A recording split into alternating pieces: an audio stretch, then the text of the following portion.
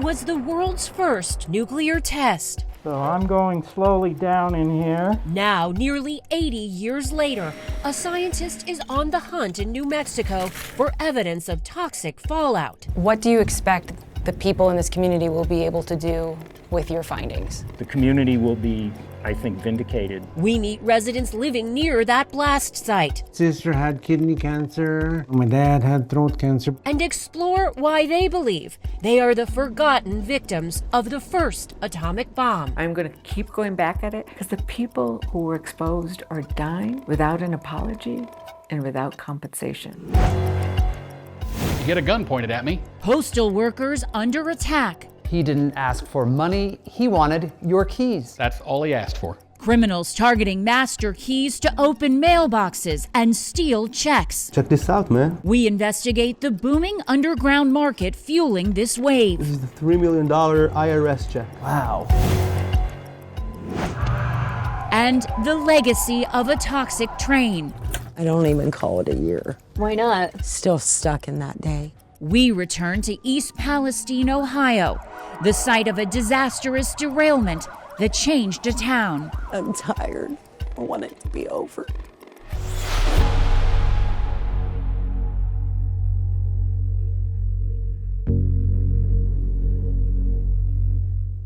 I'm Katie Beck in Washington. Welcome to this edition of Scripps News Investigates. If you're a movie enthusiast, you've heard of Oppenheimer, the Hollywood epic that dominated this year's Oscars about the first test of a nuclear bomb during World War II. But for many in New Mexico living near that test site, the film doesn't tell the whole story. They're known as Downwinders, and they've been trying to convince the U.S. government for years that toxic fallout from that first blast poisoned their land and made generations of people sick.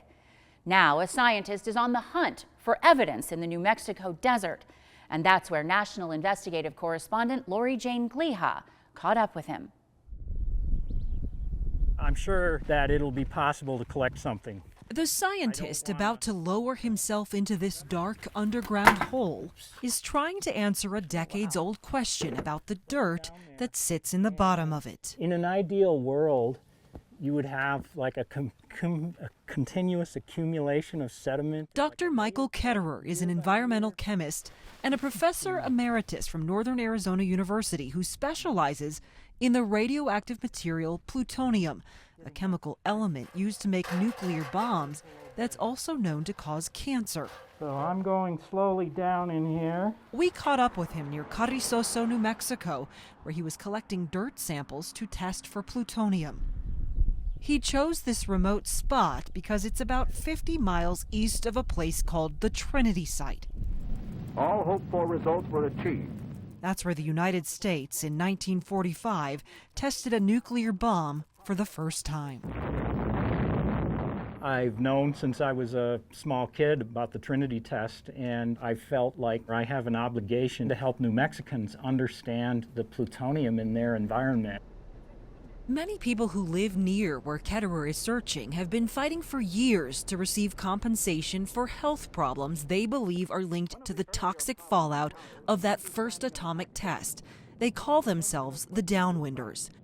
In 1990, the U.S. government created a program to compensate some people who got sick after living near a Nevada nuclear test site or after working in uranium mines in other states. Through the Radiation Exposure Compensation Act, or RECA, the government has approved billions of dollars for tens of thousands of claims made by people in several states. But New Mexico residents living downwind of the Trinity test site have never been covered by RECA. Why were New Mexicans left out of this Compensation Act? Everybody asks that question. Nobody can understand why would you have left out the very first people who were the most vulnerable. New Mexico Congresswoman Teresa Leger Fernandez and a group of bipartisan congressional leaders have tried multiple times to expand the government's compensation payments to include people who can prove they are New Mexico Downwinders and others, so far with no success. I'm going to keep going back at it because now's the time to do it. Because the people who were exposed are dying without an apology and without compensation. I think I can get some immediate... Ketterer says he wants to help the community get answers and hopes his expertise will help.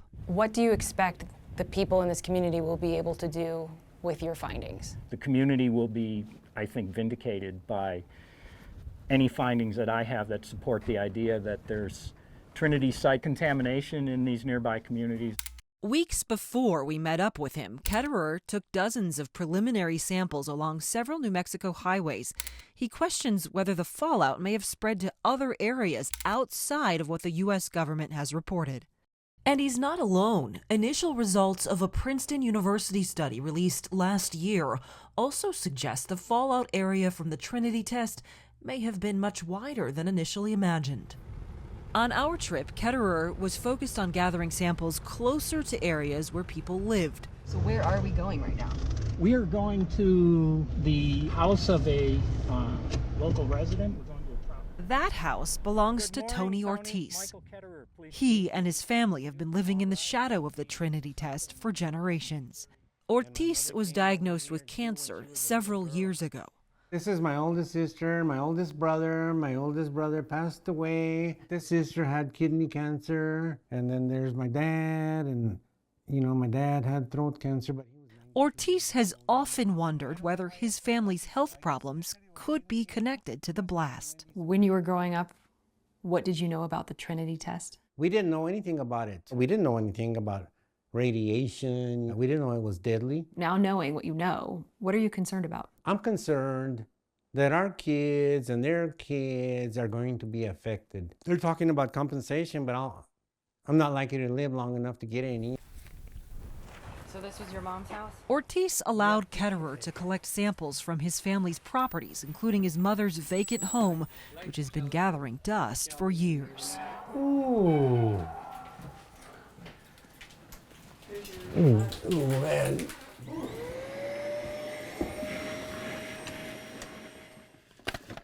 Ooh.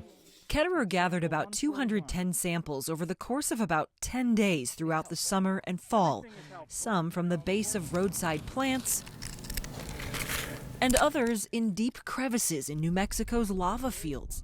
Are you surprised no one else has collected this evidence? I'm a bit surprised that there isn't any of this evidence. He took the bags of dirt, dust, and soil back to his lab to analyze the results, and we took our questions about the health effects of plutonium exposure to Dr. Jonathan Samet. He's been studying radiation among uranium workers in New Mexico for decades. He's also an epidemiology professor and the former dean of the Colorado School of Public Health. At what point is plutonium a concern? The concern comes because it enters into the body.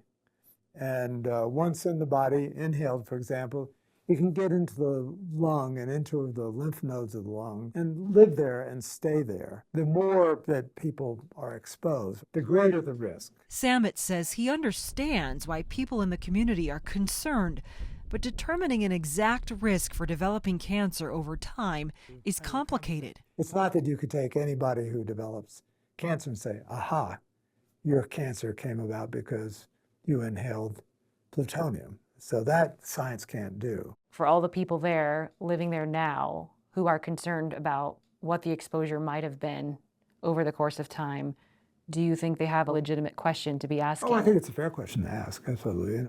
Quite a lot of dirt right here. Weeks after Ketterer took his samples for analysis, we met up with him again to discuss his preliminary findings. He told us he was shocked by what he didn't find. The activities of plutonium in that area are quite low, and most of the plutonium is not from the Trinity test. So you didn't find what you expected? I was not really expecting that, no. This inspires me to learn more because at this point in time, it's like having looked at a few hairs on the skin of the elephant. And what does this mean for the people who thought they had been exposed for many years? Well, it's good news in a sense, but it's not completely good news. Not completely good news for those New Mexico residents who've been fighting to be recognized by the federal government. You cannot deny that New Mexico received the plutonium. So for them to say, well, we left New Mexico out because it didn't go to this area, then include the parts that you think it did include. You are not giving up. We are not giving up. This chemist says he's not done exploring either. There's more to find. There's a lot more to find, and I think there's still unanswered questions, and there will be more surprises too.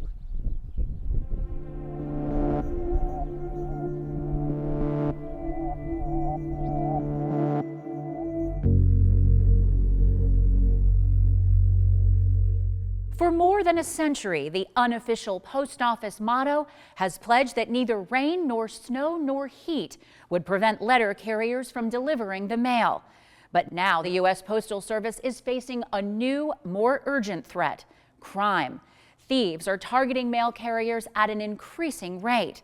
They're after their keys, which they use to open mailboxes and steal your mail. Here's National Investigative Correspondent Patrick Terpstra. U.S. mail carrier Jeremiah Grant was working his route in Oklahoma City 2 years ago when a masked man suddenly approached him. And I turned around to greet him. He had a gun pointed at me. I just kind of froze. And what did he say? Give me your keys. They're known as arrow keys in the Postal Service. They can open virtually all the mailboxes in a delivery area. They're so valuable, it's against federal law for anyone unauthorized to be in possession of one. But that hasn't been enough to stop a nationwide wave of robberies, like this one in Brooklyn and here in Houston, by criminals trying to get their hands on a precious arrow key. In Philadelphia, this surveillance video captures a man on a busy street corner who says he has a gun, threatening to shoot a postal worker unless he hands over his arrow key. Our Scripps News investigation found in 2021, 132 arrow keys were snatched away from mail carriers. By last year, that number had more than tripled to 418. When our data team mapped the location of all the robberies, we found reports of arrow keys stolen from letter carriers in 39 states and Washington, D.C. So what do criminals do with these arrow keys? My advice to consumers is... Few people have tracked the answer to that question more closely than Professor David Myman. He runs the evidence-based cybersecurity research group at Georgia State University. His team specializes in monitoring online underground markets that criminals use to sell illegal goods. Criminals, we're selling those arrow keys for a wide range of prices, starting from $1,000 to $7,000. One key could be worth thousands of dollars? Thousands of dollars. Myman showed us some of the illicit online markets he and his team have infiltrated, giving us a rare look at where arrow keys commonly end up. So these are some of the arrow keys. It's highly possible that these two arrow keys came from a mail carrier. Oh, this one's offering to deliver you the key. Same day. One of the keys we saw going for $4,500 included a specific zip code. Another one had NY and NJ scrawled below it. This is an arrow key which will open New York mailboxes. You see the price? $1,200? That's right. Arrow keys are so valuable because once thieves have one, they can quickly steal troves of mail. An attorney in Charlotte, North Carolina shared with Scripps News this surveillance video of two masked men approaching a cluster mailbox outside her office. Watch as they use an arrow key to open these rows of mailboxes belonging to multiple businesses. In less than a minute, they load a black trash bag full of everything inside. They're after your checks, Myman told us, and they often end up on the same online markets selling those arrow keys. Wow, check this out, man.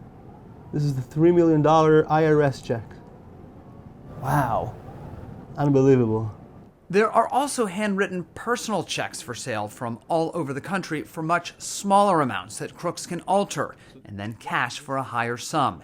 This one is very fresh as well. Chances are these people have no idea that their checks have been stolen from the mail and are now for sale. Unfortunately, you're right. The job of preventing all this mail theft falls to the U.S. Postal Inspection Service, headquartered in Washington. That's where we met Deputy Chief Peter Rendina. Is there something that is making the mail more enticing for criminals than in years past? There's been a change. We're seeing that these mail thieves are now much more organized, whether it's financial, medicine, care packages. The criminals know that they can access that if they can get access to the mail. The Postal Service launched Project Safe Delivery a year ago, installing more secure blue collection boxes in high theft areas and replacing 28,000 arrow keys with electronic locks. But an Inspector General's report released last fall said much more needs to be done. It said the Postal Inspection Service still needs to finalize a mail theft strategy and should be requiring specialized training for postal inspectors assigned to investigate mail theft. This report seems to be saying that your office is not doing enough to tackle mail theft. To be a United States Postal Inspector, You have to go through a basic training academy. They work on mail theft techniques. We're doing surges of resources where we're seeing the most crime. We've done a number of city surges, specifically in Chicago, San Francisco, and cities across Ohio. In the past 5 months, both letter carrier robberies and complaints about mail theft have dropped while arrests are up. Do you have the resources you need to really get a handle on this problem? Yes, we do, but our letter carriers are part of your community. If you see someone suspicious following the carrier or a vehicle that keeps circling the area while your carrier is there, I'm asking you, call 911. Enough is enough! Letter carriers have been holding rallies across the country to draw attention to the threat they face on the street. Jeremiah Grant spoke about being one of 6 letter carriers attacked in Oklahoma since 2022. During the robbery, I felt an overwhelming fear, unlike anything that I had ever experienced before. After months spent reliving the trauma of that day, Grant gave up his job as a letter carrier. He now works as a clerk inside a local post office. I don't feel comfortable being on the street carrying the mail. You really liked being a letter carrier. I did. It was a great job. I loved it. It's the freedom and kind of flexibility to just be out there on our own all day. This robbery changed that. Absolutely. This robbery changed everything.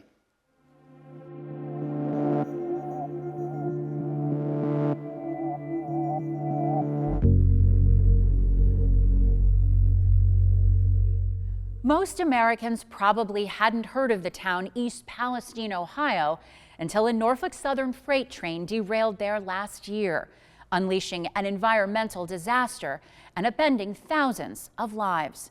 From the very beginning, reporter Tara Morgan from the Scripps News Investigative team in Cleveland has been on this story.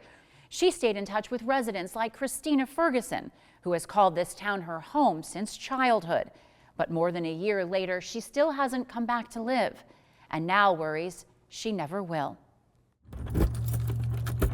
Christina Ferguson turns the key to a life lost in time. It doesn't feel like home anymore. A home once well lived. Everything left the way it was 1 year ago, now covered in grime. To hear a sound of a train when you're in that house just brings you right back to that moment. I first met Ferguson 2 weeks after the Norfolk Southern train derailment and chemical burn. Wiping and cleaning for my hazmat crew. I have gases from that creek in my home. Last year, the EPA administrator toured her house that sits along a creek in the heart of East Palestine, a creek that needed remediation for toxic chemicals from the derailment. It's been a long February 3rd. I don't even call it a year. Why not? Still stuck in that day. Ferguson says the house was never cleaned after the spill. The cleaning that they offered was more of like a dusting. It wasn't what I needed. What she needs to know is what Norfolk Southern plans to do with the house she grew up in, but those answers have yet to come. I never dreamt that we would still be waiting. Ferguson had to take a new job. She went from living in a hotel with her elderly mother and stepfather to this rental home 10 miles away. I sat down with her at the 6-month mark. It's a beautiful home. It is. It's just not my home. Ferguson says Norfolk Southern has been paying the rent, and the railroad extended the lease through May after it deemed her family a special circumstance. At her old home in East Palestine, we joined Ferguson as she stopped by to check on things, including her water pipes, which she's worried could still freeze in early spring temperatures. She doesn't stay longer than a few minutes, she says, for her health. I try not to be in there long. I still get the burning in the eyes, nose, still get that taste in my mouth. Ferguson grew up here, but says she's worried this house can't be saved. I'm waiting for Norfolk Southern to come up with something.